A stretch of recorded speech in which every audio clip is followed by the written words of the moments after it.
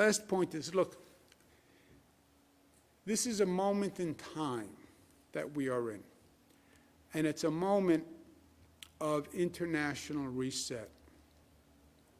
I say to people, I say to my kids, I said it again last night, in life, things will happen, and unfortunate things will happen, and bad things will happen. It doesn't even have to be a function of anything you do.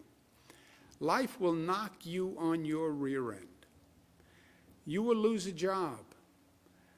You'll get disappointed in a personal relationship. You'll have a health crisis. Your spouse will have a health crisis. God forbid your child has a health crisis. Something will happen. Something will happen. It's the law of probability. And you'll get knocked on your rear end. Now, when you get knocked on your rear end and you get knocked on the canvas, you see the world from a different perspective.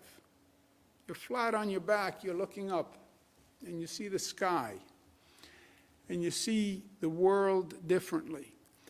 And the question in life, what separates winners from losers, successful people from unsuccessful people, what do you do when you get knocked flat on your back?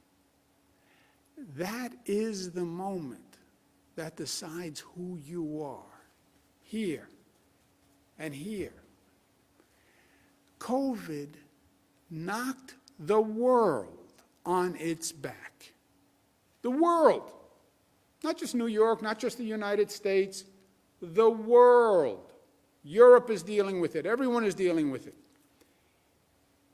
It is an international reset. Yes, COVID posed major challenges. And yes, you're not going back to the way it was. There is no going back. The question is, who deals with this new reality and stands up and confronts it with energy and imagination and creativity? Yes, we have COVID. And yes, we still have to deal with COVID. And yes, COVID is just an eye-opener on our need for public health. And we should have learned from Ebola and from dengue and from the past 20 years of pandemics. But we didn't. And now we have COVID. And there'll be another one after COVID. And that is a new reality that you have to deal with. Working remotely is not going away. People have done it for a year. Some people like it. Some people want to find a hybrid. But that's not going away.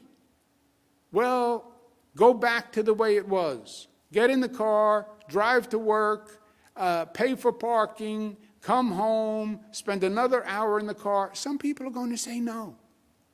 I'm going to work remotely. It is going to change the way people live and work. That is going to happen. Deal with it and recognize it. We have social unrest that we haven't had since the 60s.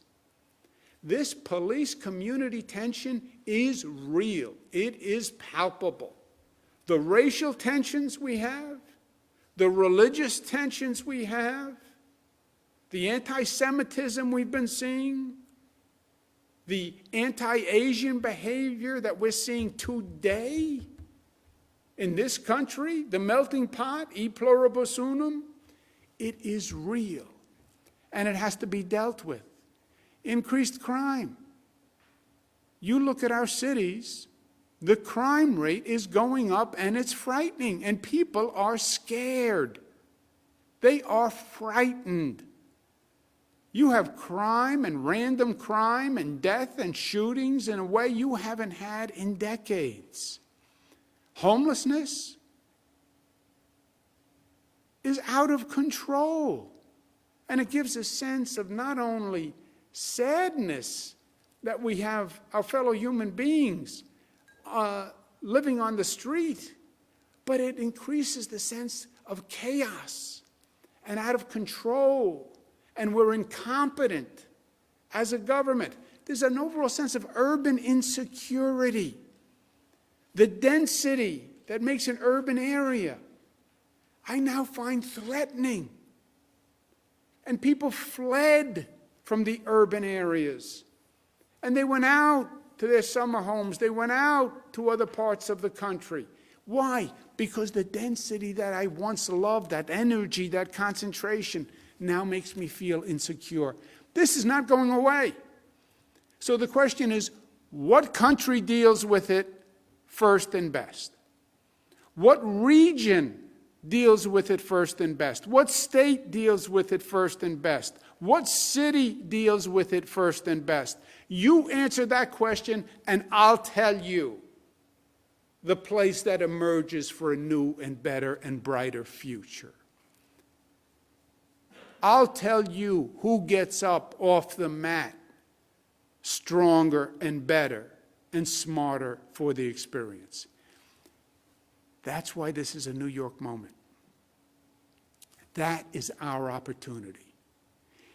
That's who we are. We are people who get up off the mat. We are born for people who get up off the mat.